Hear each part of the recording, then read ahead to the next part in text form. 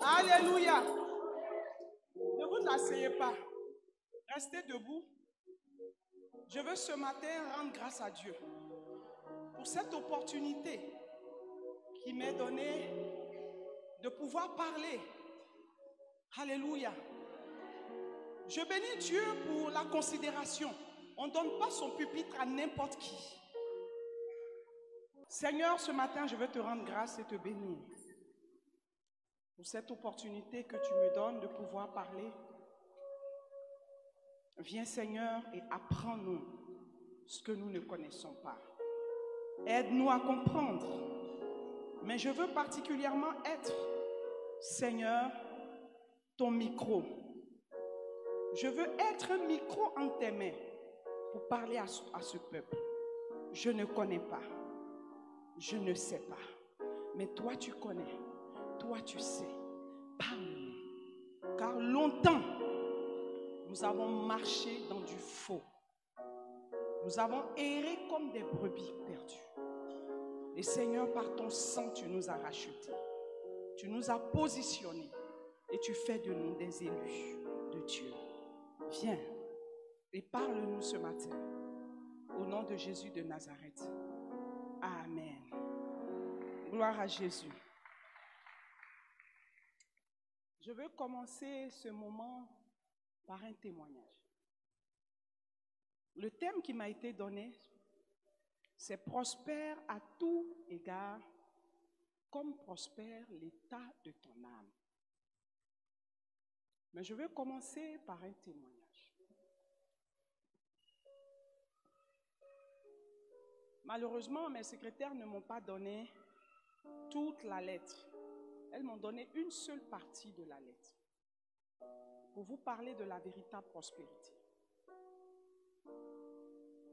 C'était la rentrée scolaire en 2003.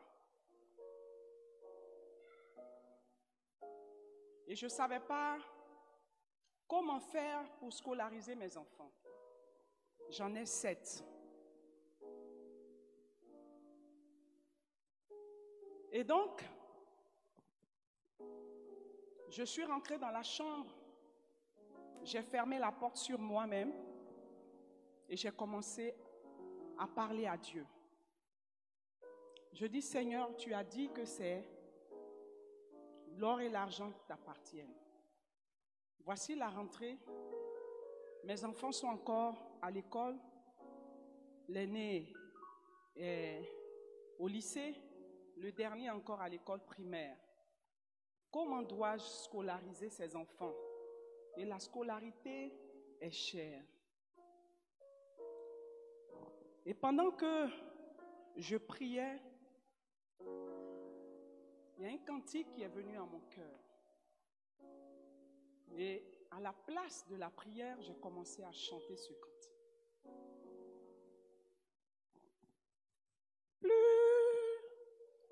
Plus haut, c'est le cri de ma foi.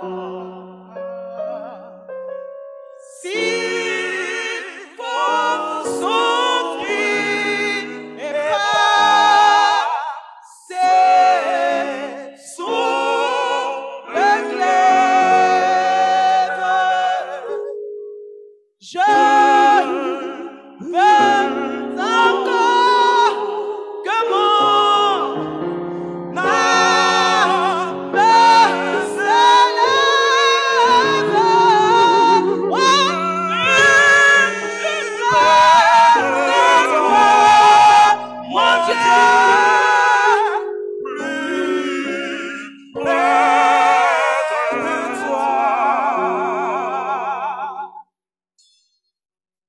J'étais en train de chanter ce cantique quand soudain, j'ai vu comme une télévision allumée devant moi et j'ai vu des hommes et des femmes alignés dans une banque en train de faire des prêts scolaires. Je dis, Seigneur, certains mettaient le nom de leur employeur. Je dis, Père, je travaillais, hein? Et puis tu m'as demandé d'arrêter. J'étais sage-femme, j'avais un salaire. Tu m'as dit d'arrêter. Donc mon employeur, c'est toi. Et j'ai recommencé encore à chanter. Je veux encore que mon âme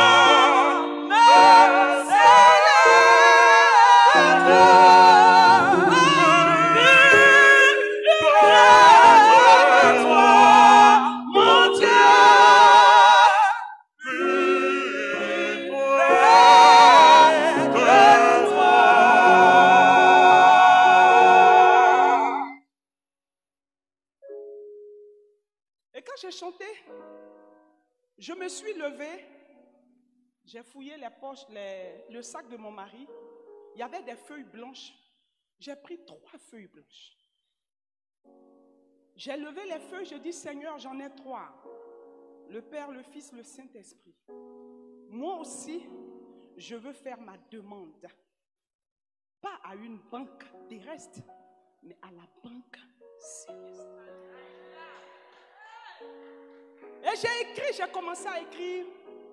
J'ai mis mon nom, Bonnie, épouse Akba, You, Landrise, Marie-Jacqueline, 28 BP, numéro de téléphone, date.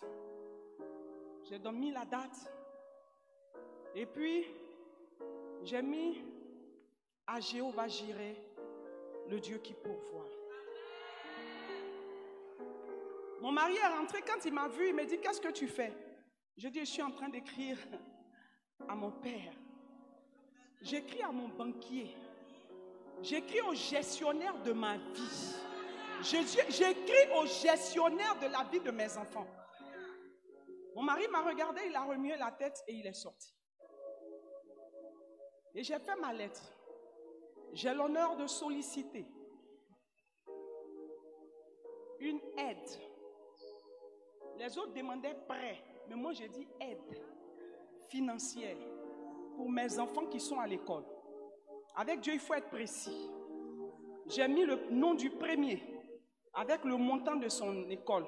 Le deuxième avec le montant de l'école. Le troisième avec le montant de l'école. Jusqu'au dernier. Et quand j'ai fini, je dis Seigneur, c'est pas fini. Il y a l'uniforme, ça fait tant. Il y a les chaussures, ça fait tant. Il y a les fournitures, ça fait tant. Je n'ai pas la lettre. Ils m'ont donné une partie. Ma secrétaire m'a donné une seule partie. Mais je vais lire quand même. Et quand j'ai fini, j'ai écrit, je te demande, au nom de Jésus-Christ, un financement de 2 700 000 francs pour la scolarité, les fournitures et aussi les goûters, le transport, pendant cette année scolaire de mes enfants. Je sais une chose, tu m'as dit que tout est permis, mais tout n'est pas utile pour moi. Comme cela, Seigneur, je te demande, tu as dit encore dans ta parole, alléluia, qu'elle ne retourne pas à toi sans effet. Seigneur, peut-être que j'ai d'autres besoins que j'ignore. Mais toi, qui sondes les cœurs, qui sondes les reins, tu sais. Seigneur, agis par ton Fils Jésus-Christ, notre intermédiaire, le seul intermédiaire entre toi et nous, au nom de Jésus. Veille à agréer, mon Dieu, Seigneur, l'expression de ma profonde foi. Alléluia. Ma profonde foi. Alléluia. Et j'ai écrit, j'ai dit Seigneur, si tu as oublié, je te donne mon adresse. Philippiens 4, 6, 7. Ne vous inquiétez de rien, mais en toute chose, faites-moi connaître vos besoins par des prières et des supplications, avec action de grâce. Alléluia. Seigneur, c'est mon adresse. Maintenant, si tu as oublié, Seigneur, mon numéro de téléphone, ton numéro de téléphone, j'ai dit, tu m'as dit, oh, cette prophétie s'accomplira. Si elle tarde, attends-la. Alléluia. J'ai écrit la lettre. Et puis je me suis levé, j'ai prié. Et j'ai collé la lettre sur mon placard. Et ma fille est venue. Tous les matins, elle vient prier pour moi avant d'aller au travail. Et elle est rentrée dans ma chambre. Et elle voit sur mon placard la lettre. Elle dit, ah maman, qu'est-ce que tu veux nous montrer encore?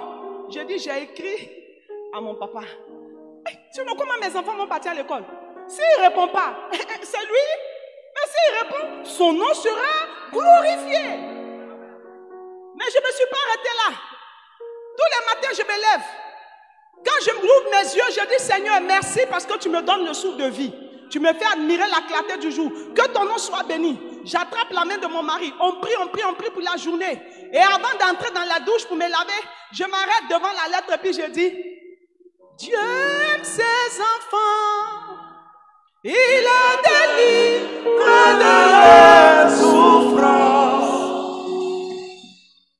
Quand il n'y a plus d'espoir, abandonné et méprisé.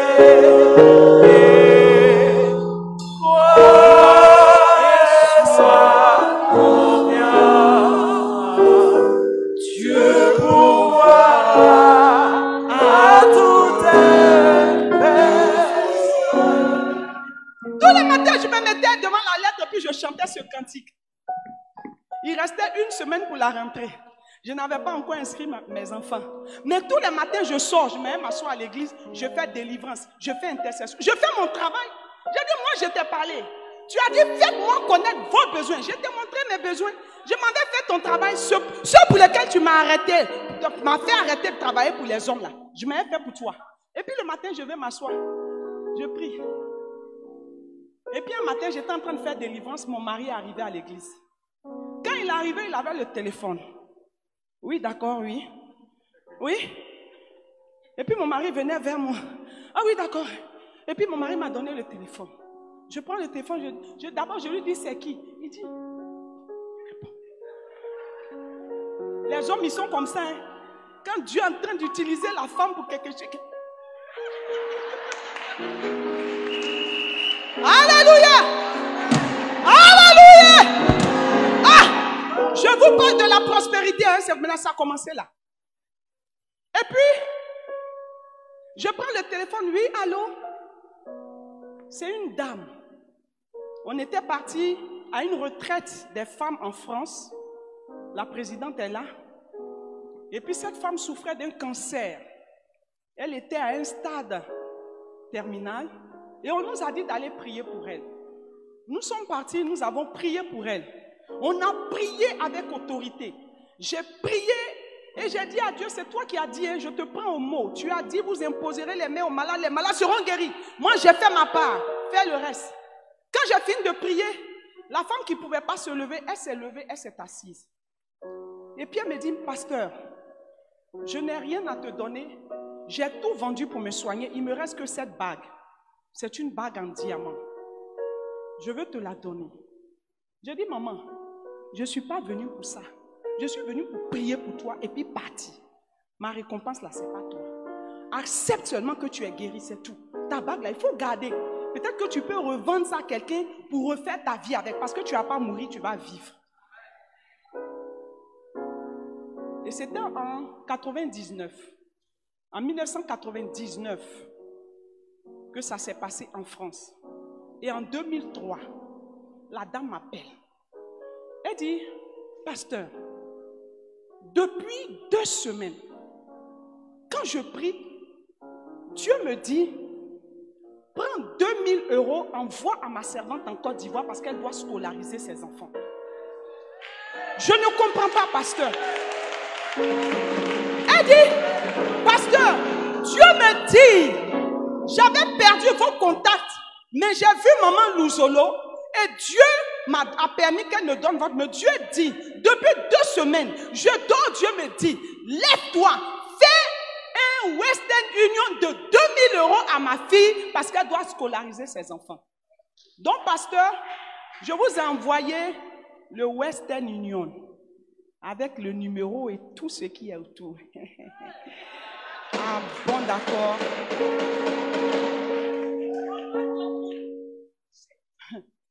Et j'ai donné le téléphone à mon mari. Il partait à son bureau, le téléphone a sonné. Il est revenu vers moi. J'ai dit, papa, il y a quoi? Je dois travailler. Il dit, mais maman, c'est toi qui me dérange parce que c'est à cause de toi qu'on m'appelle. Tiens, c'était une maman de l'église. Elle avait promis prendre ma fille avec elle à Lyon si elle réussissait à son bac. Et ma fille n'a pas eu le bac. Elle dit, maman, comme elle n'a pas eu le bac, j'avais réservé 1500 € pour elle. Mais comme elle n'a pas eu le bac, je t'envoie l'argent pour que tu payes sa scolarité. Ça fait combien? 3500 €. Ça a dépassé. Il ne s'est pas arrêté là. Il a envoyé encore. Il restait combien? Il restait une semaine. Hein. Peuple de Dieu. Et quand j'ai repris l'argent, j'ai demandé 2 750 000. Vous savez combien Dieu m'a donné? Il m'a donné 3 500 000.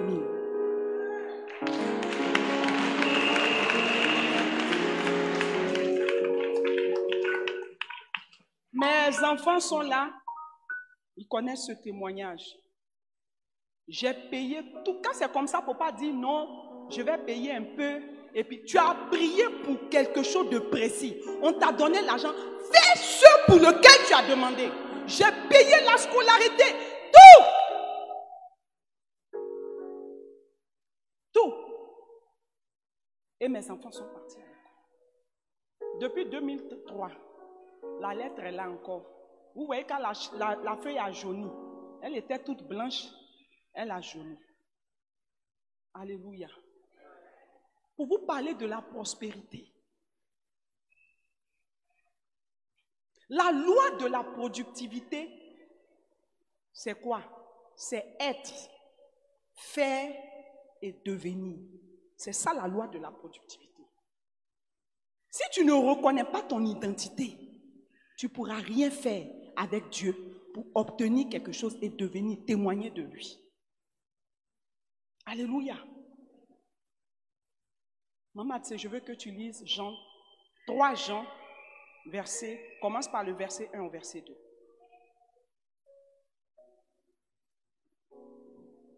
Alléluia. 3 Jean, verset 1 à 2. L'ancien Agaius, le bien-aimé que j'aime dans la vérité. Bien-aimé, je souhaite que tu prospères à tous égards et sois en bonne santé, comme prospère l'état de ton âme. Il dit quoi? Je souhaite. Il dit à qui? À mon bien-aimé. Je souhaite que quoi? Que tu prospères. Que tu prospères à tous égards. À tous égards. C'est-à-dire que tu prospères dans tous les domaines de ta vie.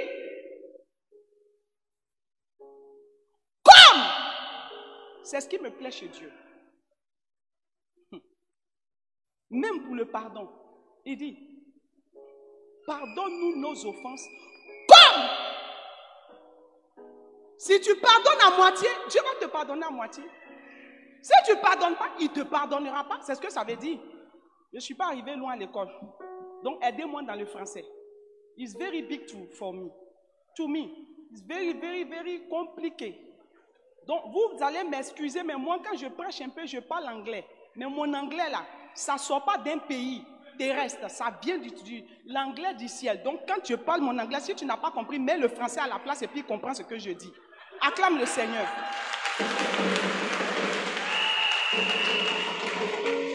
Alléluia.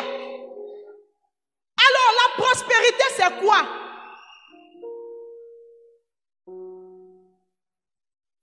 J'ai pris le dictionnaire,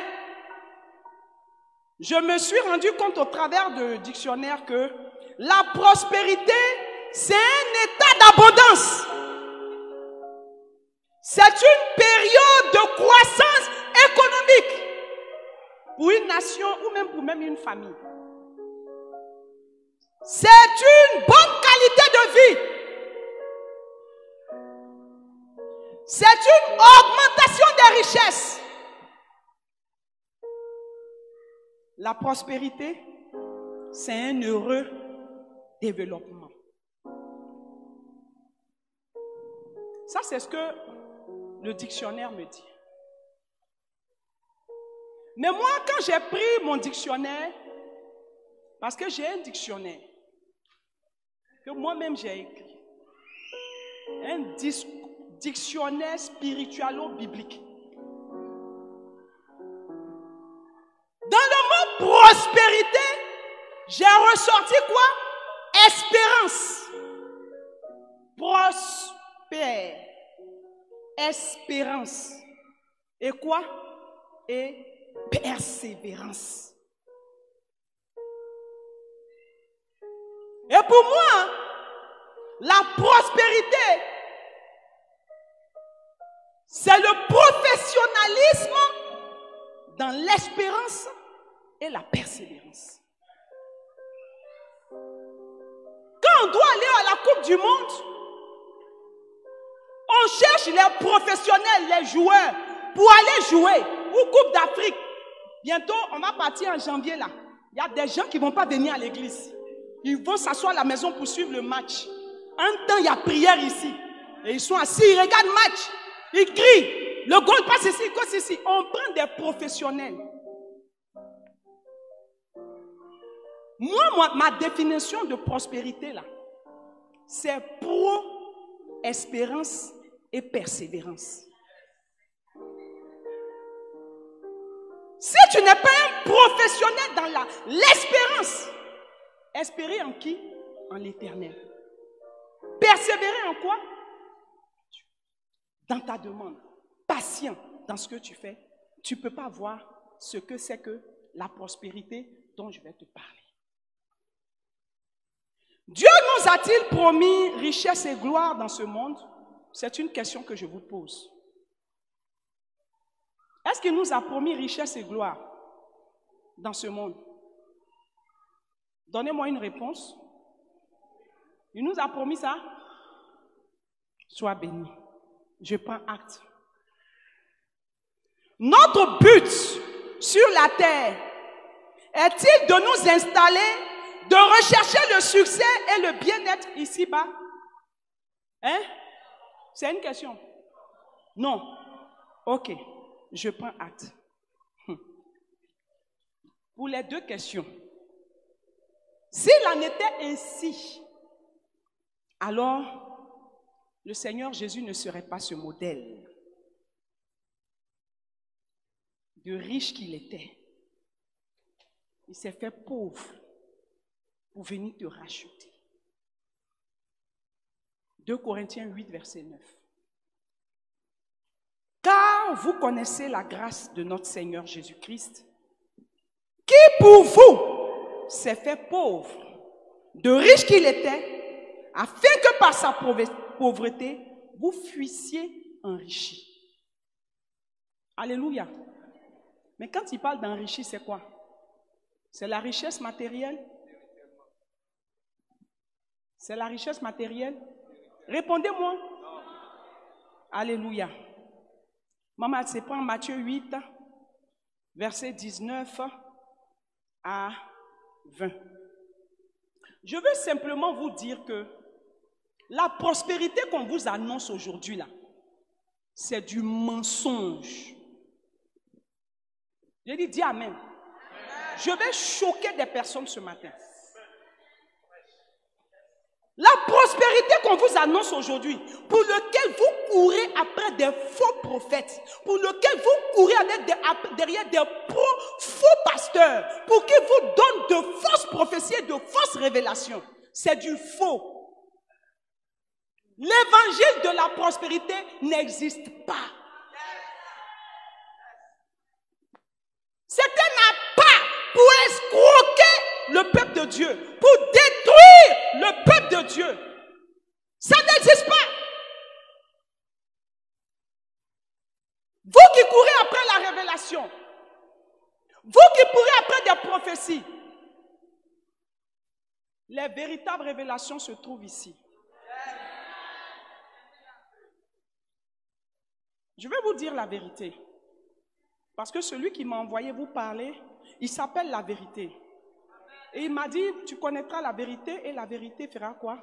T'affranchira. Maman, tu sais, Matthieu 8, versets 19 à 20. Un scribe s'approcha et lui dit, Maître, je te suivrai partout où tu iras. Jésus lui répondit, les renards ont des tanières et les oiseaux du ciel ont des nids. Mais le Fils de l'homme n'a pas où reposer sa tête. Mais le Fils de l'homme, le Seigneur Jésus, il n'a pas d'endroit où poser sa tête.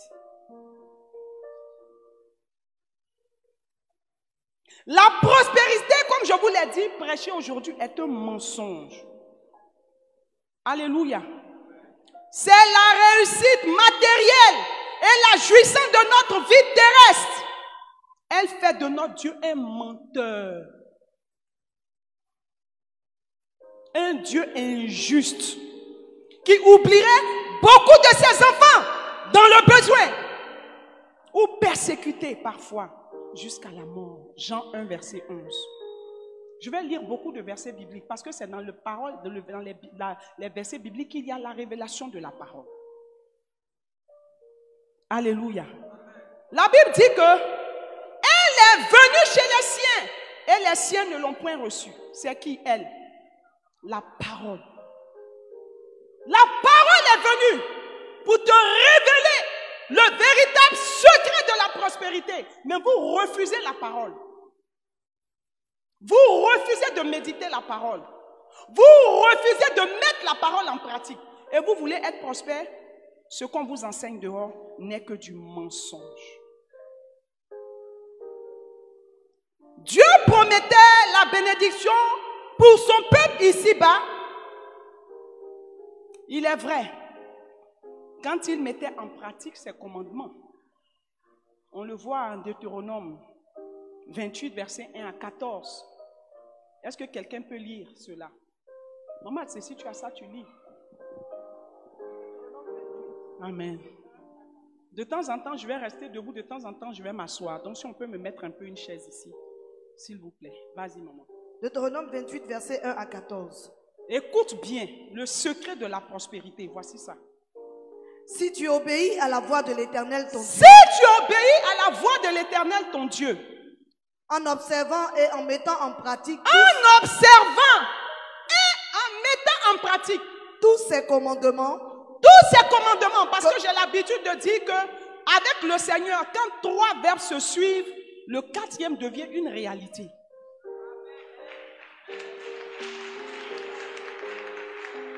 Quand 3 verbes se suivent, le 4e verbe, c'est l'accomplissement. Depuis le commencement. Il dit, il n'est pas bon que l'homme soit seul. Je lui ferai une aide semblable. Et puis quand il a fait l'aide, il dit, l'homme quittera, s'attachera, ils deviendront. Et puis il y a l'accomplissement, le mariage. Une seule chair. Ou bien. Et il dit quoi? En observant et en mettant en pratique. Si tu observes, tu obéis. Il ne faut pas observer seulement, mais il faut obéir.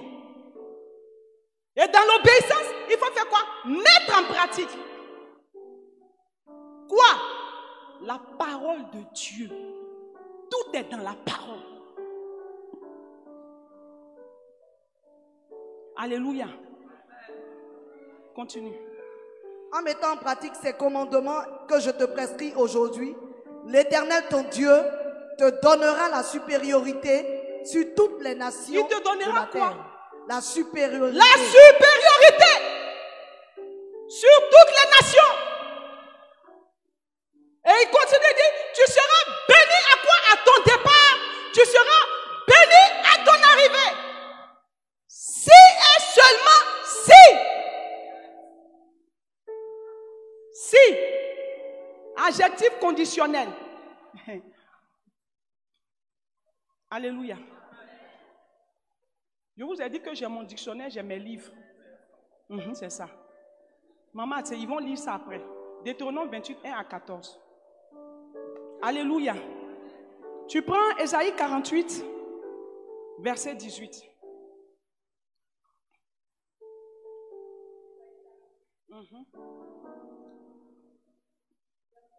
Oui. Oh, si tu étais attentif à mes commandements. Oh, il dit, la parole commence par oh. de Dieu, oh, toi qui cours après la prospérité, si tu étais attentif à quoi? À mes commandements. À mes commandements. Ton bien-être serait comme un fleuve et ton bonheur comme les flots de la mer.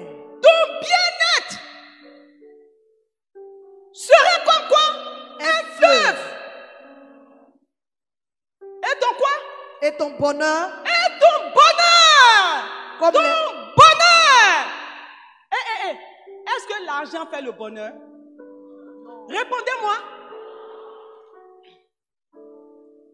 Regardez, tous ceux qui sont riches aujourd'hui ici, là, ils dorment d'un œil. Ils ont peur qu'on les tue pour prendre leur argent. C'est ça la parole commence par « Oh !» pour dire vraiment. Tout ce que je vous dis jusqu'à aujourd'hui, vous ne comprenez pas mes enfants. Pourquoi courez-vous après l'argent comme ça? Et puis négligez-vous l'œuvre pour laquelle je vous ai appelé. Alléluia. Pour nous individuellement, il peut permettre l'abondance matérielle.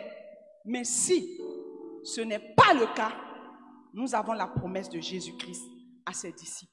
Matthieu 6, versets 31 à 33. Et je vais vous dire une chose. Pendant qu'elle cherche le verset. Peuple de Dieu, Jésus est-il venu pour qu'on soit riche? Non, répondez-moi, on dirait que vous avez peur. Quelqu'un dit la femme là, elle sait mettre des pièges aux gens. Attends, on va répondre doucement. Pardon, réponds fort. Jésus est-il venu pour qu'on soit riche? As-tu accepté Christ pour être riche? Hein? Gloire à Dieu.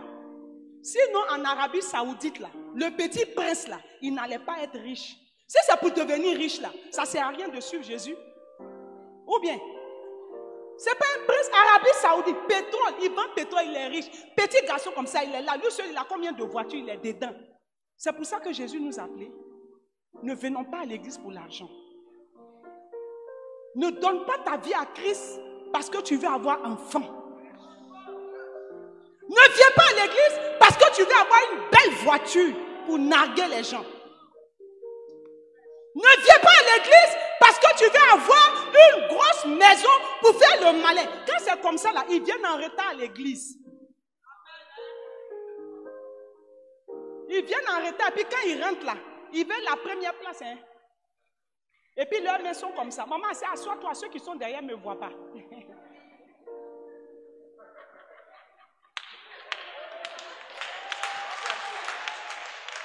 Et puis ils vont s'asseoir à la première place. Alléluia. Si tu es venu à l'église parce que tu veux avoir une grosse maison, renonce à Christ. C'est pas la peine. On ne vient pas à l'église pour ça. Parce que quand je lis la parole de Dieu, Dieu me dit quoi? Il dit quoi? Les miracles accompagneront. Pendant que tu es en train de faire l'œuvre de Dieu, et puis le miracle est derrière toi, dit, hey, ma soeur, attends, je suis là, on m'a envoyé vers toi. Hey, pendant que tu fais l'œuvre de Dieu, l'argent dit, hey, maman, papa, attends-moi, je viens. Jésus a triomphé, tout le monde est loué Jésus. Jésus a triomphé, tout le monde est loué Jésus. Jésus a triomphé. Jésus a triomphé. Jésus a triomphé. Jésus a triomphé. Alléluia. Matthieu 6, verset 31 dit, ne vous inquiétez donc point. Ne vous inquiétez donc point. Et ne dites pas, que mangerons-nous? Que boirons-nous? De quoi serons-nous vêtus? On s'inquiète pour des choses inutiles. Jésus a dit à ses disciples, mais attends, vous vous inquiétez de quoi? Qui de par ses soucis a augmenté sa vie un jour? Plus tu te soucies de quelque chose, plus tu te crées des ulcères, hypertension, cancer, diabète, coco. Alléluia. Et tu es là, tu t'inquiètes. Par moment chrétien que nous sommes, arrêtons-nous et regardons les oiseaux qui sillonnent dans le ciel. Regardez leur plumage. Ils ne sèment ni ne moissonnent, mais ils vivent, ils mangent. À plus forte raison, toi qui as été créé à l'image de Dieu, pourquoi t'inquiètes-tu?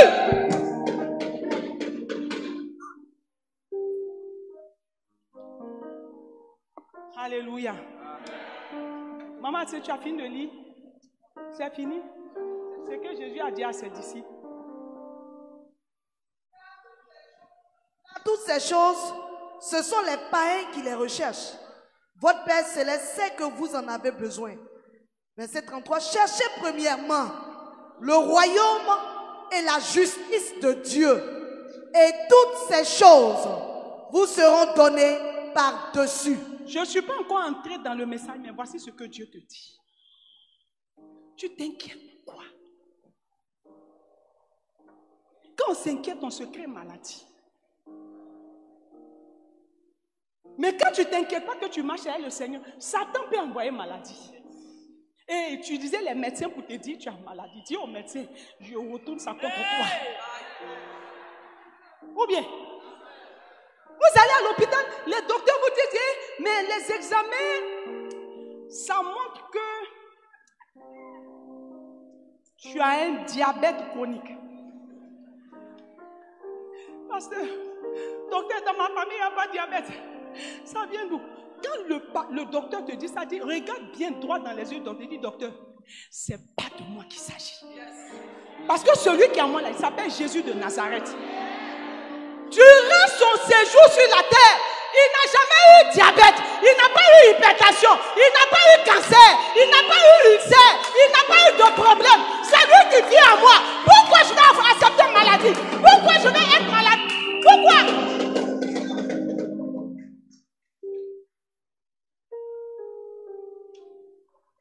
Pourquoi? Je suis parti à l'hôpital un jour, j'avais mal au ventre. Et puis le docteur fait, on me donne l'échographie. Tout ce qu'il va faire. Je m'avais fait, le docteur me regarde à elle et dit, tu meurs. J'ai dit, docteur, toi-même tu meurs.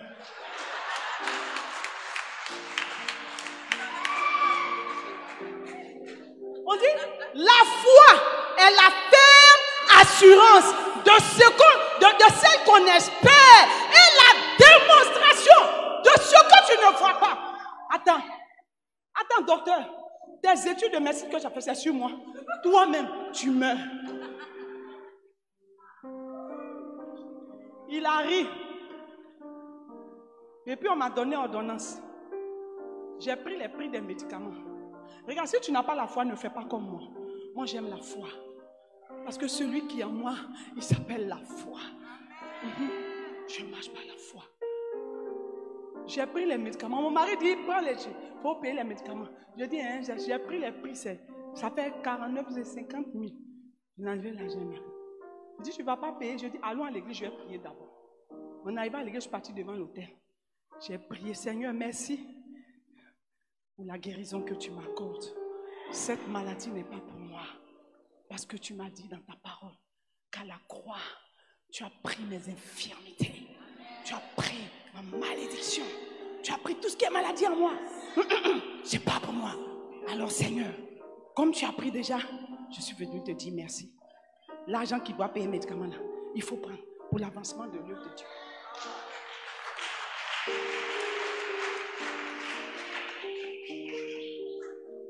Je lève les mains pour célébrer ta gloire. Dieu tout puissant, nul n'est comme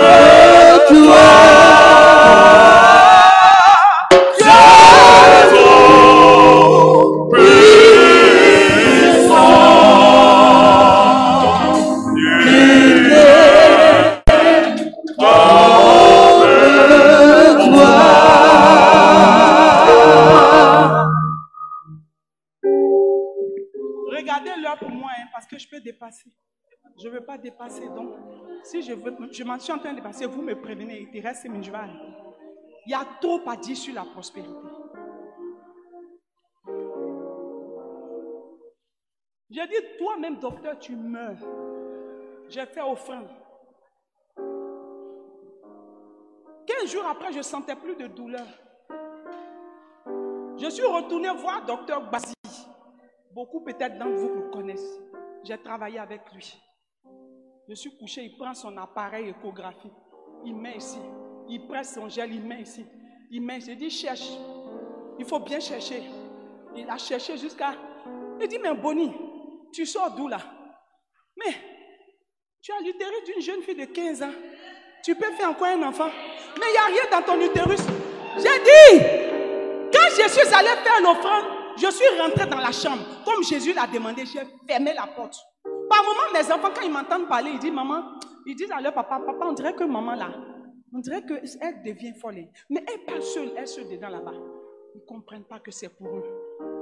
J'ai fermé la porte. J'ai regardé mon ventre. J'ai dit, il paraît que tu t'appelles, tu meurs.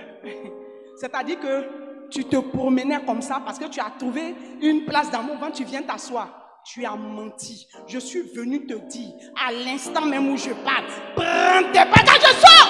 Va-t'en, sors de ma vie, sors de ma vie, sors de ma vie. Au nom de Jésus. Amen. Il est parti. Il est parti. J'ai pas d'alliance à une maladie.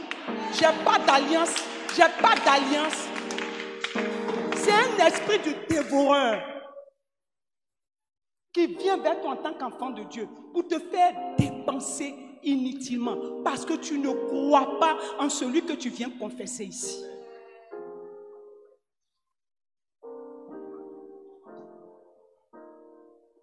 Alléluia. Peuple de Dieu, il dit, la parole a dit, cherchez premièrement le royaume des cieux et la justice de Dieu. Tu cherches quoi? Il y a des gens qui sont assis à l'église, responsables d'église, qui courent après des féticheurs, des marabouts. Ce matin-là, si Jésus rentrait et disait, déshabillez-vous, on va voir.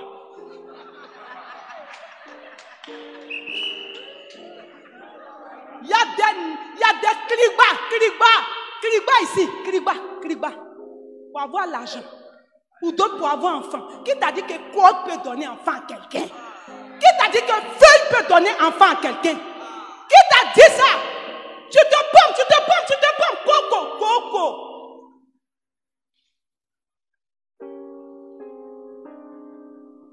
Alléluia.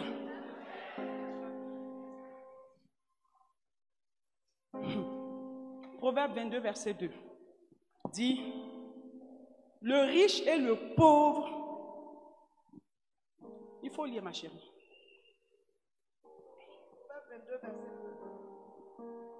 Oui, il faut lire Proverbe 22, verset 2. Proverbe 22, verset 2 dit, le riche et le pauvre se rencontrent. C'est l'Éternel qui les a fait l'un et l'autre. La Bible dit quoi? On dit il y a riche et puis il y a pauvre. Qui a dit que tout le monde doit être riche? Qui vous a dit que tout le monde doit être riche? Doit avoir l'argent. Regardez, dans le monde même quand on regarde, il y a un problème chez les chrétiens. Regardez nos cousins là, nos demi-frères là. Nos demi-frères.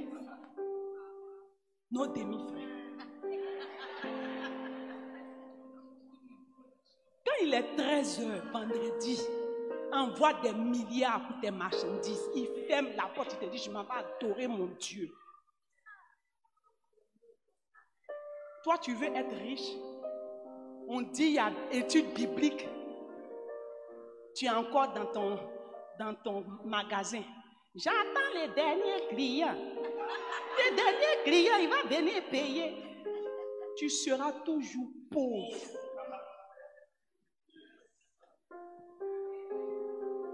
Tu seras pauvre. J'attends qu'il y a un client qui m'a promis 25 000 là. Depuis, si j'ai fait ça, je vais au moins payer mon loyer. J'attends. À l'église, on entend ça. Alléluia, louons le Seigneur. Alléluia, louons le Seigneur. Et j'attends les clients là, il va venir. J'attends les clients. J'attends 21h, 22h, la prière est finie. Client là même n'est pas venu. Et puis tu sors, tu t'en vas à la maison. Tu veux devenir riche? Tu veux prospérer? Jamais de la vie. Jamais de la vie. Quelqu'un dit la femme là, elle parle mal. Hein? Oui. Jésus a regardé le peuple pile, il a dit race des vies, peuple au cou. C'est pas moi Dieu, hein? Ça ici. Je vais être prospère, je vais être riche, je vais être ceci. Mon frère, ma soeur, la seule manière de devenir riche, c'est de venir travailler dans la maison de Dieu. C'est de venir balayer le temple de Dieu. C'est de venir nettoyer les chaises. C'est d'acheter une chaise pour venir déposer dans l'église. C'est de fleurir le temple. Tu dis, je n'ai pas l'argent. On dit, à fête de moisson, je n'ai pas l'argent. Tu n'as pas l'argent. Mais viens. Et à la fête de moisson, là, on doit faire quoi? Uniforme même, je n'ai pas.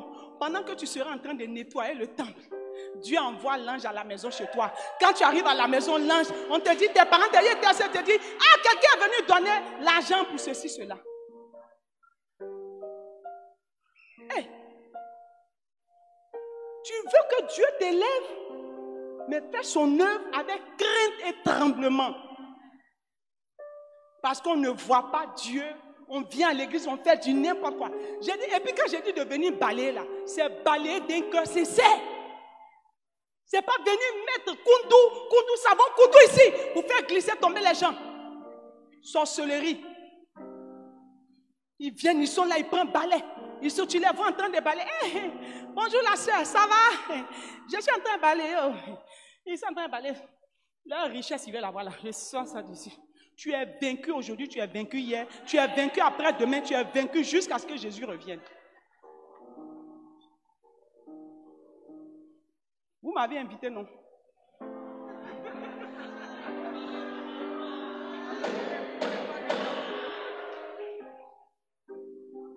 Si nous sommes riches, j'ai dit tout à l'heure que Dieu a créé le riche et le pauvre. C'est la Bible qui dit, hein, c'est pas moi. Mais si nous sommes riches, nous avons une responsabilité particulière. Que notre superflu aide quelqu'un dans son besoin. Je ne dis pas ton nécessaire. Ton nécessaire, c'est pour Dieu. Mais ton superflu, là, c'est pour aider ton prochain. Tu es riche, tu as l'argent. Toi-même, quand on te voit même là, tu as l'argent. Mais l'argent là, tu as acquis cet argent-là même comment? Alléluia. Les gens cherchent tellement l'argent qu'ils sont obligés d'entrer dans des compromissions. Vous êtes d'accord avec moi? Vous êtes d'accord avec moi? Dieu dit, Matthieu 6, 19, amassez des trésors dans le ciel. Voilà la richesse que je peux vous conseiller. Acceptez ce projet du Seigneur. Amassez dans le ciel. Alléluia. Pourquoi quand on parle de l'église primitive, on parle de leur richesse, de ce qu'ils ont fait? Pourquoi? Parce qu'il y avait un partage. Ils prenaient leur argent pour l'œuvre de Dieu. Ils vendaient leurs biens pour venir faire l'œuvre de Dieu. C'est ainsi que Ananias et Saphira voulaient tromper Dieu. Ils ont fait quoi? Ils sont morts. L'argent que tu as là, ce n'est pas pour toi. Dieu t'a prêté. Si tu ne fais rien de bon avec, il t'arrache. Alléluia. Aujourd'hui, la meilleure prospérité qui parle d'amasser dans le ciel, c'est rechercher son salut. Son salut. Alléluia. Si nous pensons à ces choses, d'avoir l'argent, courir par-ci, avoir l'argent. Nous mentons, il n'y a point de vérité en nous. Nous devons refuser premièrement l'orgueil si nous avons l'argent pour être agréable à Dieu. Nous ne devons pas mettre notre espérance dans les richesses de ce monde. Proverbe 11, verset 28. Alléluia. Mettons notre foi, notre espérance en Dieu pour ne pas être dans la confusion. Psaume 25, verset 3.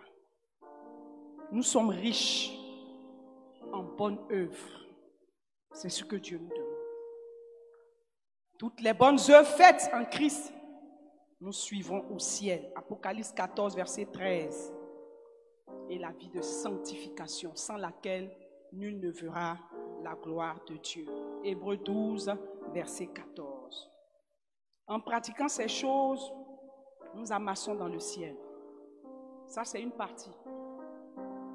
Mais je veux m'arrêter et faire une parenthèse sur l'argent. Je veux faire une petite parenthèse sur l'argent. Je ne serai pas long sur l'argent. Alléluia. Ecclésiaste 10, verset 19. Maman, tu sais. Ecclésiaste 10, verset 19. Oui. Verset 19. On fait des repas pour se divertir. Le vin rend la vie joyeuse. Et l'argent répond à tout. Il dit, l'argent répond à tout. Donc, si quelqu'un n'a pas l'argent, il ne peut pas entrer dans ses besoins, n'est-ce pas? Pour t'habiller, pour vivre, tu as besoin d'argent pour payer ta maison, pour payer l'eau, pour payer le courant et tout ça. Pour payer même la nourriture, il faut l'argent. À moins que Dieu te demande d'aller vers quelqu'un pour dire, Dieu dit de me donner telle chose. Moi, je l'ai fait. Dieu m'a dit un matin, il m'a réveillé. Il dit, range tes bagages, tu vas aller aux États-Unis. Je me suis levé à 5 heures du matin. J'ai pris chaise, je suis monté sur la chaise, j'ai fait descendre la valise. Je faisais tellement de bruit que mon mari s'est réveillé. Il dit, ma chérie, je t'ai fait quoi? Tu t'en vas où? Je dis, non, il faut dormir, papa. Dieu dit d'aller aux États-Unis. Lui-même m'a regardé et dit, la femme, on dirait que ça ne va pas bien. J'ai rangé après, 2 semaines après, il dit, donne-moi les papiers. Papiers de CIE, ceci, ça. Tu t'en vas où? J'ai dit, je vais à l'ambassade des États-Unis. C'était au plateau. Je suis parti là-bas. J'arrive, on me fait rentrer. On dit interview. Le monsieur dit, madame, vos papiers ne sont pas au complet. Je dis, mon frère, ce n'est pas moi-même. C'est ce qu'il m'a donné là. Pour venir te dire de me donner le visa parce que je dois aller aux États-Unis. Il dit, are you okay? Je dis, yes, I am okay. So God say, no me, my God say, give me visa to party, go États-Unis. Are you understand?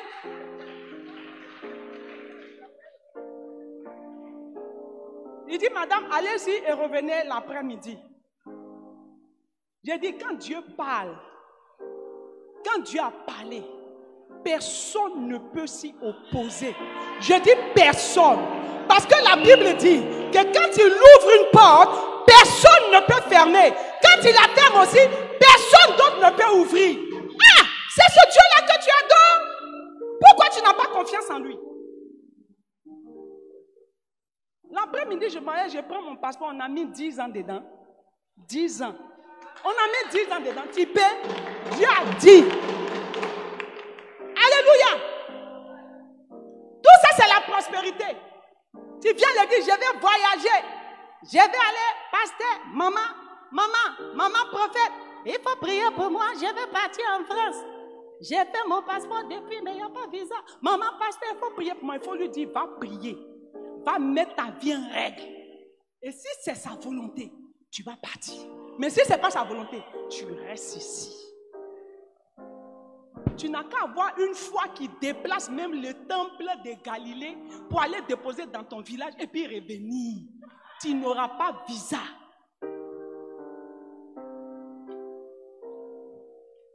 L'argent. Quelqu'un dit avec moi, l'argent. C'est vrai ne minimisons pas l'argent. Ceux qui en ont, ceux qui n'en ont pas là, ils connaissent la valeur. C'est quand tu n'en as pas là, ou bien tu commences à avoir de manière bizarre que tu ne connais pas la valeur de l'argent. Sinon, l'argent a de la valeur. Parce que l'argent, tu peux manger, tu peux payer maison, tu peux payer voiture, mais tu ne peux pas payer le souffle de vie. Tu ne peux pas payer le souffle de vie. Depuis que vous êtes né, vous êtes devenu chrétien là. Vous avez déjà vu quelqu'un, un riche qu'on a enterré, et puis il y a un camion de déménagement qui a suivi le corbillard pour aller au cimetière. On l'a enterré puis on l'a mis dedans. Qui a déjà vu ça? Lève la main. On peut t'enterrer assis. Avant, on enterrait dans certains villages au sud là-bas, on enterrait les gens assis. Comme ça. Toi seul, tes camarades sont couchés dans ton tombeau. Toi seul, tu es assis comme ça. Tu n'as pas mal aux pieds.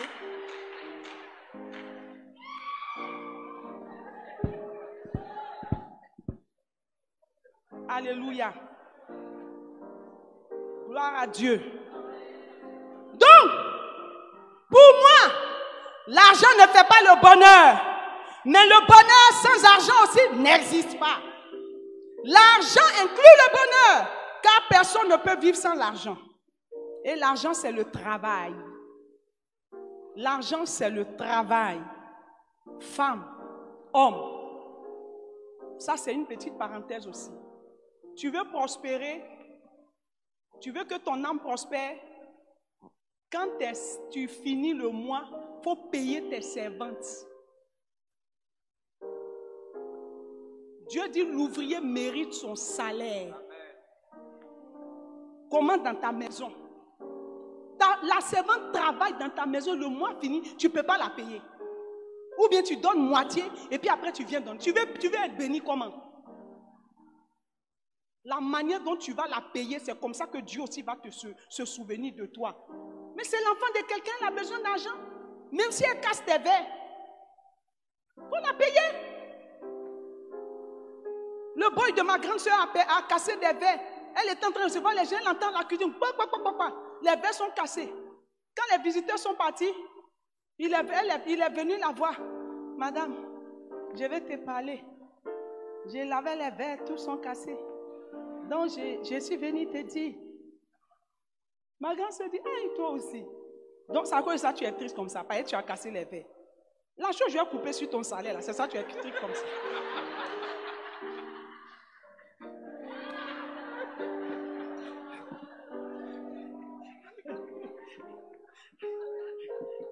Je te paye régulièrement. Il faut casser. Je coupe. Ou bien, il ne faut pas en couper. Si c'est un, je ne peux pas. Mais tu as cassé 6.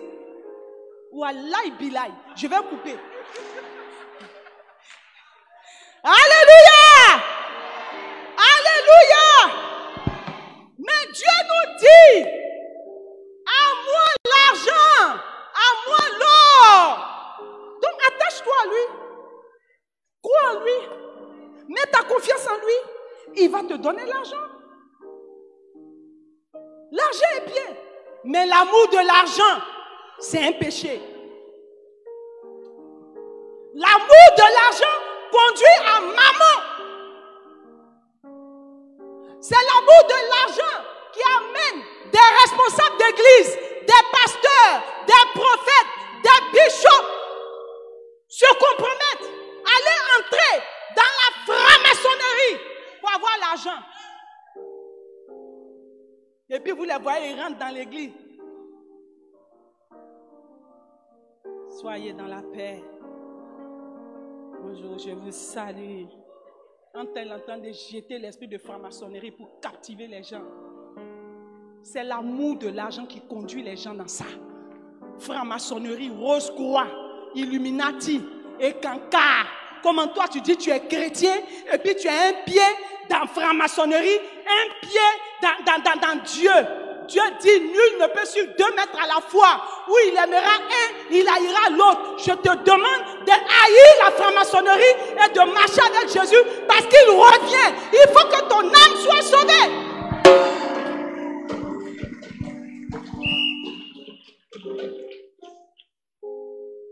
Ils sont assis à l'église. Maman soeur. Ils sont nombreux ici. Hein? Ils sont assis à l'église ici. Hein? Ils prient. Hein? Ils sont malades, vous priez pour rien. Quand ils sortent, ils sont chez Moussa Dian, le marabout du quartier. Il est mort il y a longtemps. Le marabout du quartier, il est mort. Il n'est pas ressuscité. Le féticheur, Zéregui, il est mort. Kokamba, il est mort. Un pied dans l'église, un pied chez le marabout, c'est dehors. N'empoisonnez pas l'atmosphère dans l'église de Dieu. Fais un choix ce matin. Marabout. Quelqu'un qui te dit Niala Sona. Regarde, quelqu'un, toi-même, quand tu arrives chez lui et puis il lance, tu ne vois pas d'abord l'odeur même de sa maison qui t'accueille. Maintenant, la maison même, comment c'est? La cabane. Attends, vous êtes aveuglé ou bien? Et puis il dit, je vais te rendre riche. Je vais te rendre riche. Hey, il faut aller me chercher mon mi rouge, cola vert. Si c'est Oulema.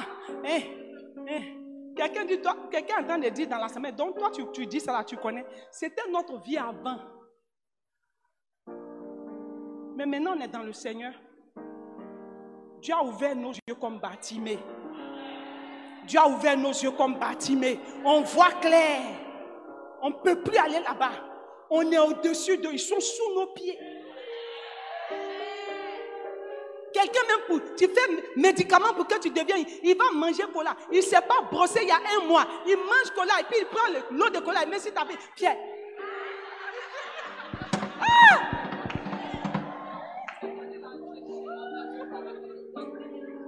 Toi-même, tu ne réfléchis pas.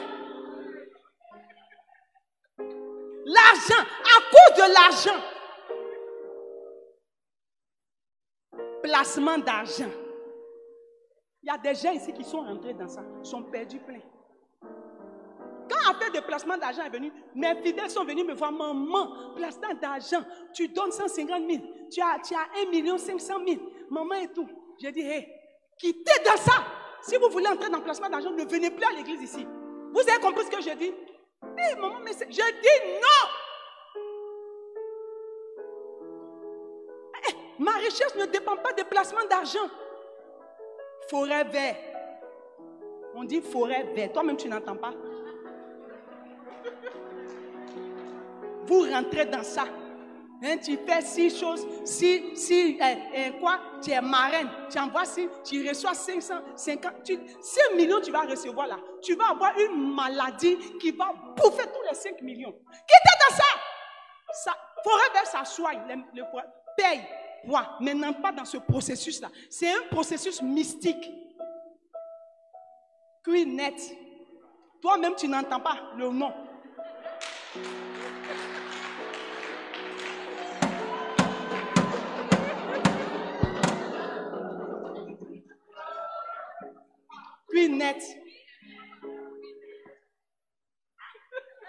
Net. Tu es constipé?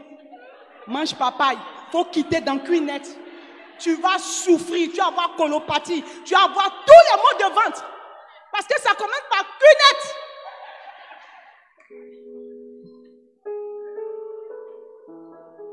Maintenant, il y a un nouveau qui est venu. Il y a 2 responsables de mon église qui sont venus me voir. On sortait d'une banque et puis me dit, maman, on nous a parlé d'un truc là. On veut aller investir. On donne 1 500 000, on va planter des choses. En 3 mois, on a 5 millions. J'ai dit, si vous voulez qu'on s'entende, ne me parlez plus jamais de ces choses-là. Et je ne veux pas vous voir dedans. Non, maman, il paraît que j'ai dit non, vous ne rentrez pas dedans. Ils sont à l'église. Ils ne sont pas rentrés dedans. Quand ça chauffait, ils sont venus. Maman, heureusement, je n'ai pas donné mon argent. C'est fermé. Éveillez à point. Comme. Ouvrez vos yeux quand on vous fait les choses. Il y a 2 semaines, j'ai repris les délivrances à l'église. Il y a une vieille femme qui est venue. Elle est malade, dépressive. On l'a amenée, on a prié jusqu'à le Seigneur l'a guérie. Elle vient me dire, maman, je veux vraiment te dit quelque chose, c'est bien, il faut que tu rentres dedans. Comme tu aimes voyager, tu vas beaucoup voyager. J'ai dit, c'est quoi? Elle me dit, c'est mix quoi là? Mix, c'est, je ne sais pas, elle a dit quelque chose. Tu payes 400 000 francs pour rentrer. Et puis après, tu trouves 6 personnes. Tous les mois, on te donne 1 500 000. Et puis, quand elle parlait, au début, je la regardais. Quand elle a commencé à parler, j'ai fermé mes yeux. Quand elle a fini, je dis, maman, on a fini de prier pour toi. Elle dit, oui, je dis, mais il faut partir. Va à la maison. Moi, Palandris, même rêve, je ne rentrerai jamais dans ça. C'est livrer mes enfants à la maladie et à la mort. Vous n'allez jamais être riche dans pied net, hôtel juste, dans quoi? Tout ça là, vous n'allez jamais être riche. Vous allez passer votre vie à l'hôpital. Sortez dans ça. Ça ne rend pas riche, ça détruit. Franc-maçonnerie, ça détruit. Mysticisme, ça détruit. Et caca, Illuminati, ça détruit. Vous-même, vous ne voyez pas ce qui se passe aujourd'hui. Ça annonce le retour de Jésus-Christ. Tu es encore dans ça là. Même les films qu'on nous montre à la télévision, qui parlent de sexe. Jusqu'à maintenant, on va enseigner le sexe aux enfants à 4 ans. Qu'est-ce qu'on est en train de faire? Ce n'est pas pour vous détruire. Accrochez-vous à Jésus. L'argent tue. L'argent tue. Dis Amen. Ça tue. Si l'argent sauvait la vie, ou Feu Boigny ne serait pas mort, on ne serait pas arrivé aujourd'hui. On ne serait pas arrivé au jour.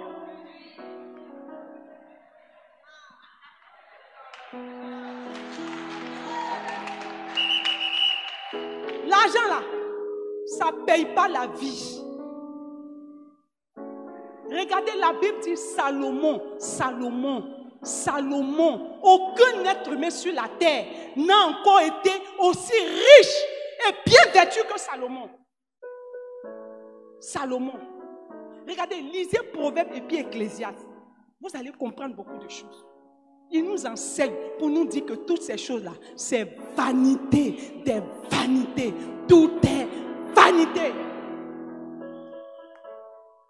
Il y en a même à cause de ça, quand ils rentrent à l'église. Attention, hein. Leurs mains, ça, ce sont les femmes, ça. Leurs mains sont comme ça. Elles ne sont pas grosses, hein. Adjoukou dit, ça vous pas paguer, c'est comme ça. Elles marchent comme ça. Attends, abaisse-toi un peu.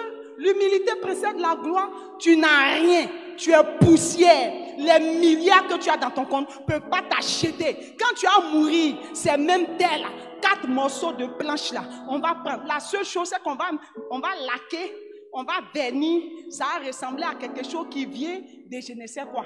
Mais c'est même terre là, tu vas partir.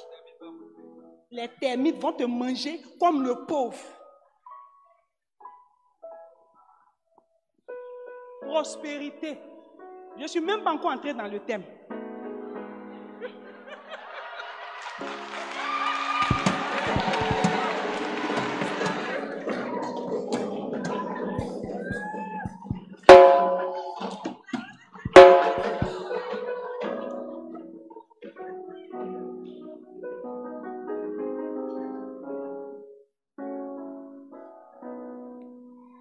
La prospérité.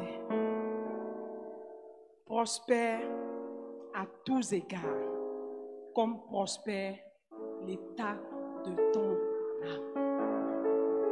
Tu veux que je te donne les secrets pour devenir riche? Qui veut avoir le secret? Il faut que ton âme soit attachée à la parole de Dieu. Voici le secret.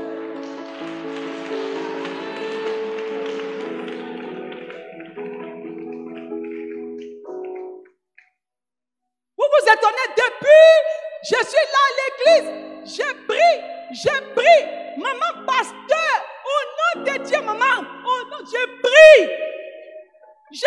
jusqu'à, hier même j'ai prié jusqu'à j'ai dormi. Maman, c'est vrai, tu as prié combien de temps? Maman, j'ai prié 5 minutes. Tu veux prospérer. Le thème dit quoi? Prospère à tout égard. C'est-à-dire dans ta santé, prospère. Dans ton corps, prospère. Dans tes finances, prospère. Dans ton avancement, prospère. Dans tout ce que tu fais, jusqu'à la 1000e génération. Parce que tu aimes Christ, parce que tu aimes Dieu, tu prospéreras. Pourquoi? Parce que ton âme prospère.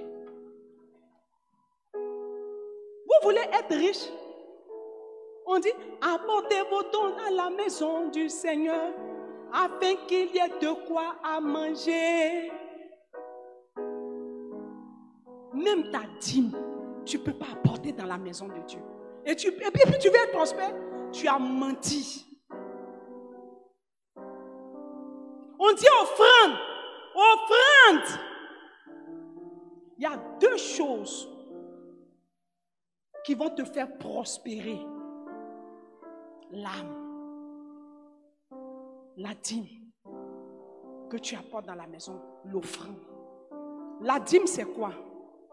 La dîme, ce sont les impôts du royaume des cieux que tu paies. Et puis l'offrande, c'est ta cotisation de CNPS sociale. Parce que tu prépares ta retraite dans le ciel. Quand tu payes ta dîme, tu es en train de construire ta maison dans le ciel.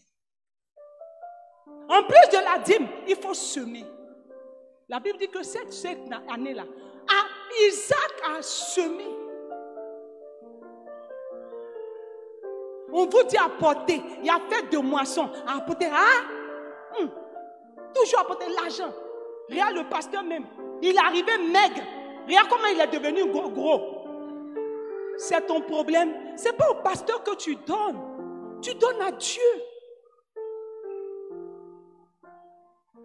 Quand tu commences à critiquer les hommes de Dieu de l'église, où tu apportes ton argent, tu détruis ta semence. Elle ne produira jamais. Ton âme doit prospérer. La véritable richesse dont Dieu parle, c'est la prospérité de l'âme. Ta communion avec Dieu. Ta relation avec Dieu.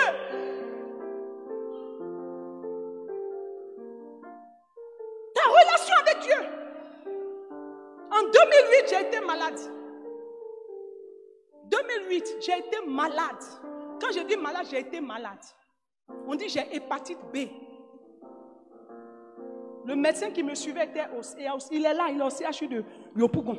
Son numéro était dans mon portable. Quand mon fils a vu, il a dit, maman, toi là.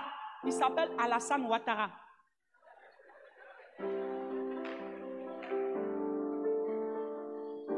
Il me dit, madame, après tous les examens, il vous reste 6 mois à vivre. J'ai dit, moi. Il dit oui. Tu es sûr, c'est moi. Il dit oui. Il dit, je t'ai dit, on va te faire fibroscopie. Comment on appelle ça? Biopsie. Il me dit, il va faire biopsie de foie. Il dit, moi, tu as coupé mon foie pour aller examiner. Attends, tu respires ou bien? Je suis venu avec des organes, je vais retourner avec ces organes. Je n'enlèverai pas un pour jeter. Pour me faire mince, esthétique, chirurgie. Pour va couper, c'est là déjà, c'est comme chaussette. Tu t'as gonflé comment pour devenir quoi? Ballon, ça va jamais. J'ai dit, c'est une maladie qui est dedans. Envoie l'argent là dans la maison de Dieu, que d'aller pomper tes seins. Vous trouvez quoi dedans? Couper ventre pour maigrir. Il m'a dit en 2008 qu'il a mouru, non. En 2012, j'ai fêté 30 ans de mariage. Je suis partie, je l'ai invité.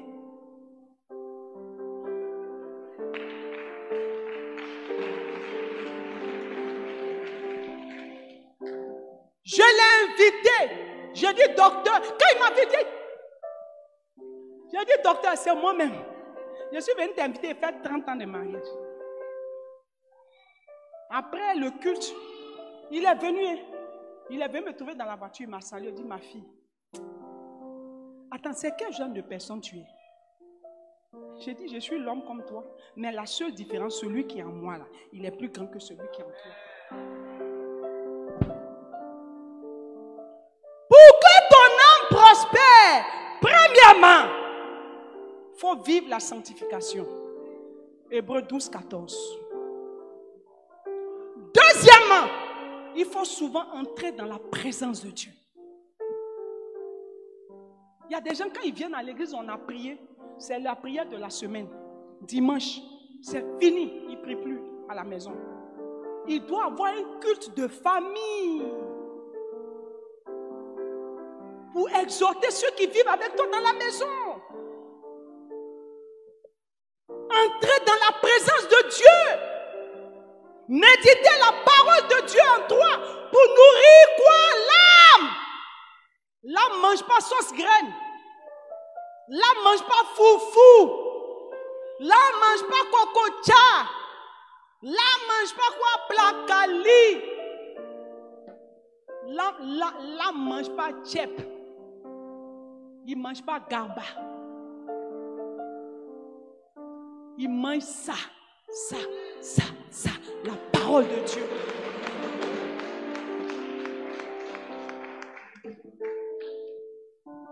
Il me reste 30 minutes, c'est ça?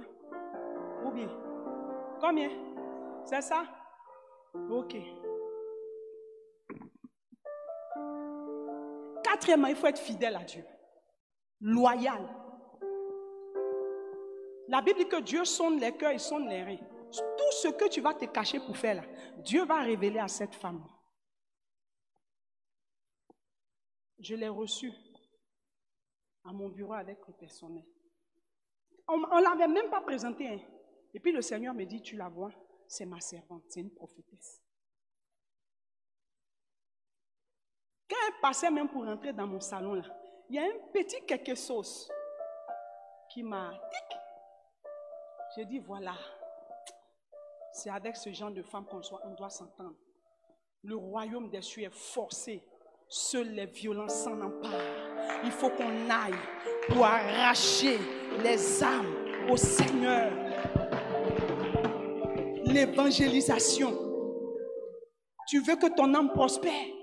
Entre dans l'évangélisation. Sortez évangéliser. Sortez parler de Dieu. Annoncez l'évangile. Priez pour les malades dans les hôpitaux. Ma mère est très vieille. 85 ans. Avant de partir en France, il y a 30 ans, elle priait pour les malades. Elle est au jubilé. Si vous allez au jubilé, vous voyez, il y a une femme, elle est petite comme ça, elle est belle comme ça. Et bonjour mes enfants. C'est ma maman. Elle a repris son service visite des malades. Elle va prier pour les malades. Toi, tu es dans l'église, tu ne peux même pas faire ça. Et tu veux que ton âme prospère? Ce n'est pas possible. C'est pas possible. Il n'y a pas de magie avec Dieu. Dieu, ce n'est pas la magie. Les hommes de Dieu qui vous blaguent. Fais offrande sacrificielle de... Fais offrande de... Quoi. On a fini. Christ a déjà payé le prix. Il a aboli tout ça. On ne rentre pas dans ça. Donne ton cœur en sacrifice vivant et ton âme sera sauvée. Qui t'a dit qu'offrande de ces personnes-là peuvent te rendre prospère? Tu ne vois pas que depuis tu leur donnes offrande là, ils changent veste, ça ne finit pas. Ils ont toutes les couleurs de veste. Ils ont les chaussures qui poussent comme ça jusqu'à... Maintenant le bout là se retourne comme ça pour dire, où tu t'en vas? Regarde-moi.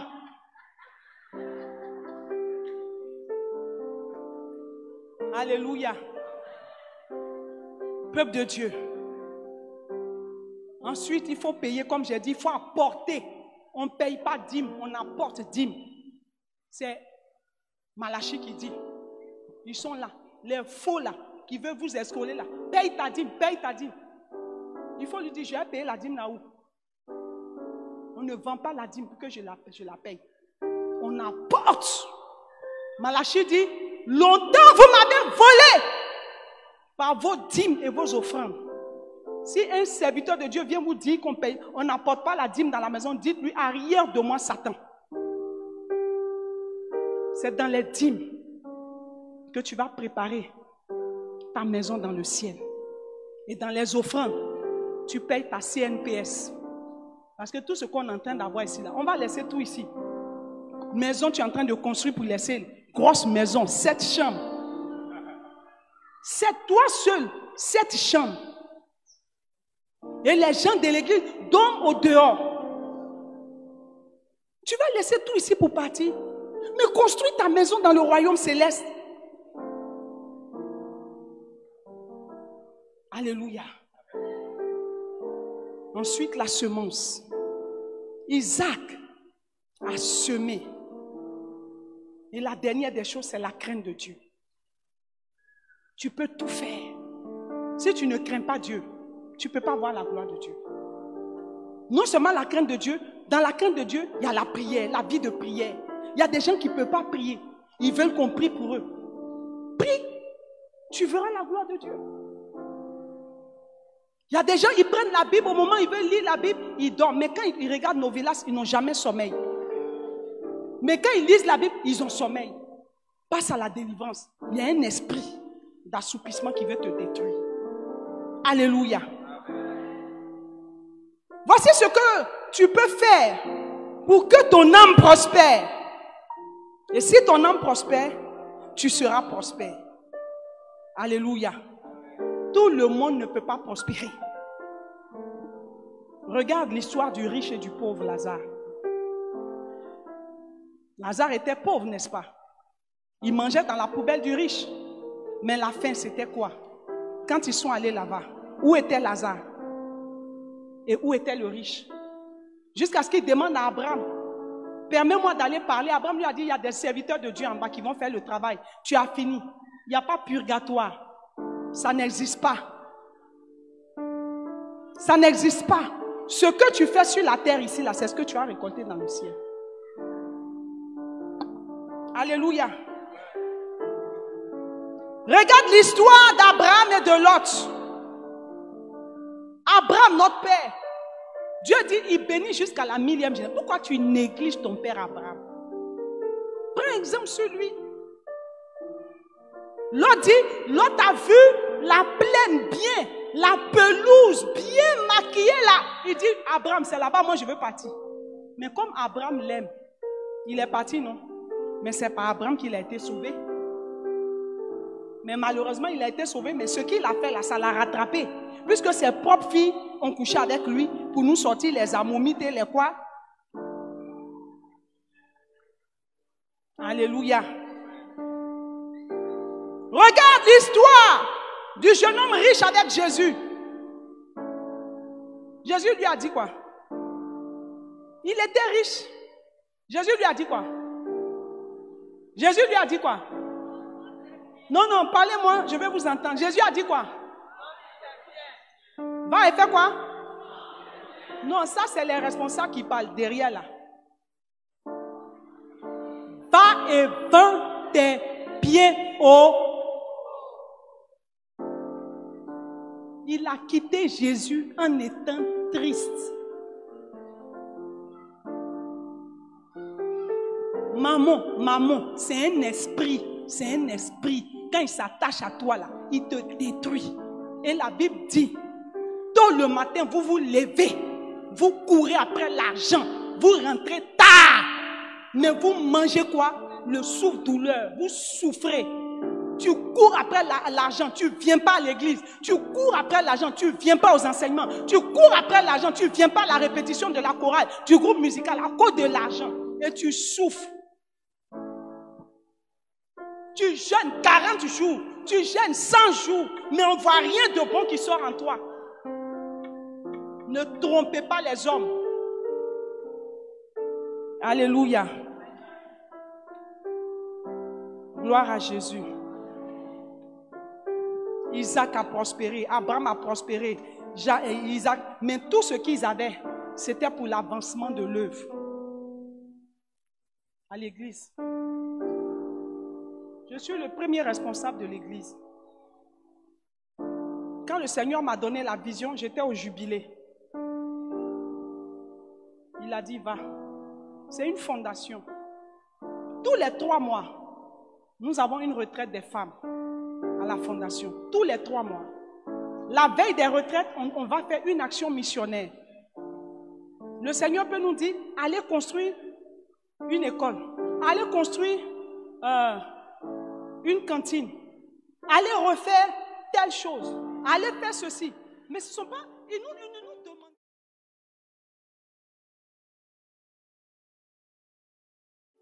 Pour prospérer, pour que ton âme prospère, il y a un prix à payer. Mais on n'aime pas payer ce prix-là.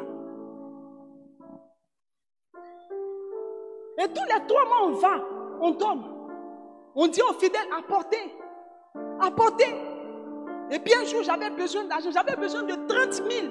Quand vous me regardez là, vous pouvez croire que moi aussi, il arrive parfois que j'ai besoin d'argent. 30 000. Et puis cette semaine-là, on a annoncé à l'église, opération placard vide. Et j'ai appelé ma secrétaire, je dis, viens m'aider. On va faire opération placard vide là. On commence par les chaussures. On a commencé par les chaussures. J'ai mis les chaussures que je devais envoyer à côté. Je dis maintenant les sacs. Elle envoie tel sac. Avant de donner, il faut fouiller. Je fouillais. Je touche une enveloppe. Il y avait 50 000 francs dedans. J'ai crié. Elle a cru que le courant m'avait secoué. Elle est venue, elle dit, maman, il y a quoi? J'ai dit, j'ai ramassé l'argent dans mon sac. On a fini les sacs. J'ai dit, maintenant les habits. On fait descendre les habits. Il y a un complet de pain. Quand c'est tombé, il y a une enveloppe qui est tombée dedans. J'ai dit, je regarde, 200 000.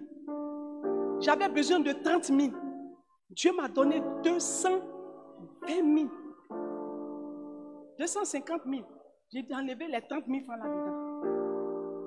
Quand l'âme commence à être en complicité avec le Saint-Esprit, tu ne manques de rien. Et le psalmiste nous a appris ça. L'Éternel est mon berger. Je ne manquerai de rien. Il me fait quoi? Reposer dans de verts pâturages. C'est pour te dire, sois tranquille. L'or et l'argent m'appartiennent. Tu cherches quoi? Fais ma part. Fais mon travail. Et moi, je ferai aussi pour toi. Sinon, ce qu'on vous dit, évangile de prospérité, là, c'est du mensonge. Hein? C'est du faux. Ça n'existe pas. C'est quand l'évangile, la parole de Dieu commence à prospérer dans ton âme que les miracles t'accompagnent. La richesse t'accompagne. Quand tu as besoin, il te dit. C'est pourquoi, lis Proverbe 30, à partir du verset 8.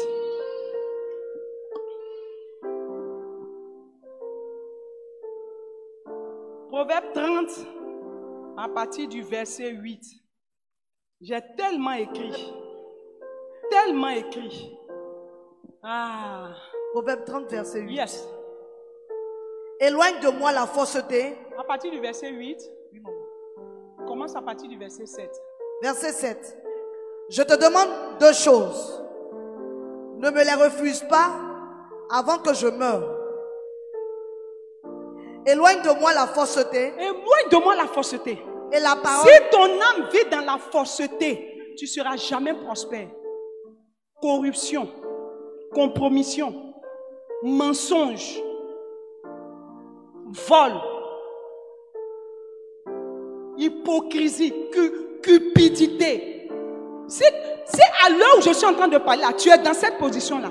Il faut te repentir. Tu ne seras jamais prospère. Parce que ton âme ne peut pas prospérer. L'âme ne prospère pas avec ces choses-là. C'est pour cela qu'il a dit. Je crois que c'est Lémuel qui a dit, ou bien Agur, je ne sais plus. Il dit, Dieu, je te demande 2 choses. L'argent est bon, hein? Mais Dieu, je te demande 2 choses. Continue. Éloigne de moi le mensonge. Éloigne de moi la fausseté et la parole mensongère. Éloigne de moi la fausseté. Si je peux te donner, je dis, viens, tu vas prendre. Je ne vais pas te dire, va bien, va bien. Vaut mieux dire non que de faire marcher la personne, va bien, va bien. La fausseté, c'est quelque chose de grave pour un chrétien. Continue. Ne me donne ni pauvreté, ni richesse. Accorde-moi le pain qui m'est nécessaire. Continue. De peur que dans l'abondance, je je ne te renie et ne dise qui est l'Éternel. Il dit, pardon Dieu, faut pas me rendre pauvre. Si je suis trop pauvre, je risque de murmurer tous les jours contre toi. J'ai faim, tu es Dieu puis tu me donnes pas à manger. J'ai ceci, et puis je vais murmurer contre toi.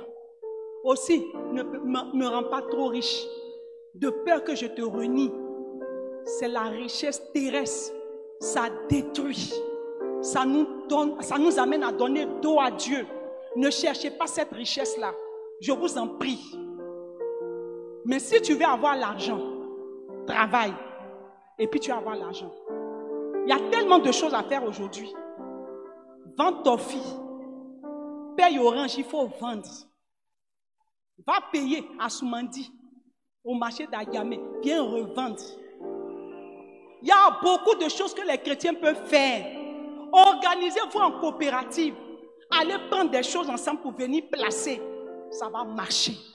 Vous n'allez pas manquer d'argent. Il a dit, me conduis dans les sentiers de la justice.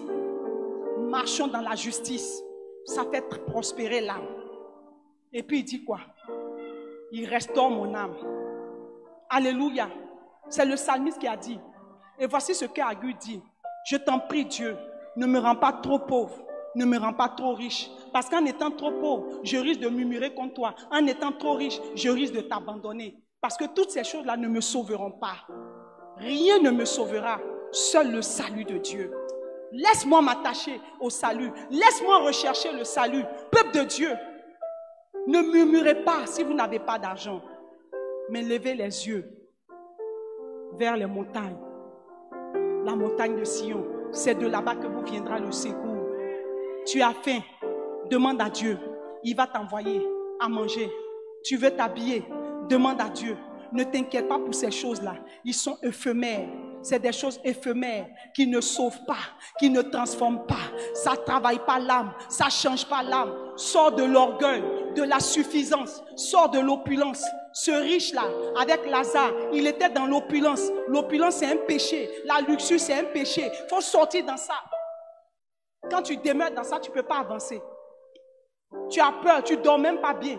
Tu as toujours mal à la tête. Tu es obligé de prendre l'avion pour aller en France, te soigner et revenir. Ton argent, ça finit. Ce n'est pas gratuit. Peuple de Dieu, j'ai trop parlé, mais je n'ai rien dit par rapport à tout ce que j'ai écrit. Je veux simplement te dire que la prospérité de l'évangile n'existe pas. C'est du faux, c'est du mensonge, c'est un piège de l'antéchrist pour vous détourner de la voie du Seigneur. Mais lorsque l'évangile prospère en toi et que ton âme mange, ton âme est nourrie au travers de la parole de Dieu, ton âme prospère et tu ne manques de rien. Tu as faim, il te donne à manger. Tu as un besoin, il intervient. Il agit. Il faut bien que tu passes par les difficultés pour voir la gloire de Dieu. Si tu es chrétien et que du 1er janvier au 31 décembre, tu n'as pas encore traversé des difficultés, revois ta position dans le Seigneur. Tu n'es point converti. Ce que je peux te dire ce matin, commence à réclamer la conversion véritable pour que ton âme prospère. Et quand ton âme va prospérer, tu verras la gloire de Dieu. Sur ce, mon frère, ma soeur, je veux que tu te tiennes debout.